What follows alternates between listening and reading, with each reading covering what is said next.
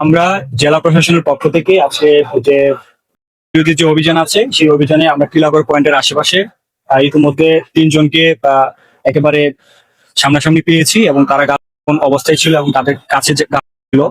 এই কারণে হচ্ছে আমরা তাদেরকে হচ্ছে মাদক নিয়ন্ত্রণ আইন 2018 এর 36-5 ধারা অনুযায়ী প্রত্যেকেই 100 টাকা করে অর্থদণ্ড এবং 15 দিনের বিনাশ্রম কারাদণ্ড দেওয়া হয়েছে। আমরা এখন পর্যন্ত আমরা তিনজনকে আটক করেছি এবং তিনজনকেই 15 দিনের বিনাশ্রম কারাদণ্ড হয়েছে এবং আমাদের এই অভিযান অব্যাহত আছে এবং চলছে। আজকে টিলাগড় এলাকা থেকে সর্বমোট কতজনকে আমরা এ পর্যন্ত তিনজনকে পেয়েছি, আরো আমাদের টিম আছে চলমান। টিমরা দেখছেন এবং এরকম যারা ফোন করেন বা এরকম পয়েন্টে গিয়ে আমরা অভিযান অব্যাহত রেখেছি। এটা আসলে নির্মূলের জন্য আসলে আমাদের সচেতনতাও জরুরি। শুধু আসলে অভিযান তো মানে মেন কথা না, আমরা অভিযানের পাশাপাশি সচেতন করার চেষ্টা করছি।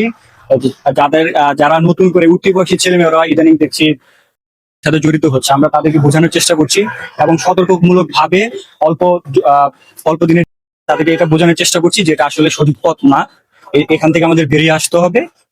আমরা জেলা প্রশাসন এবং এসএমপি পক্ষ থেকে এই অভিযান অব্যাহত আছে এবং আমরা আশা করছি যে আমাদের এই অভিযান যদি অব্যাহত থাকে আমরা খুব দ্রুতই সিলেটবাসীকে মুক্ত শহর হিসেবে প্রতিষ্ঠিত করতে পারবো।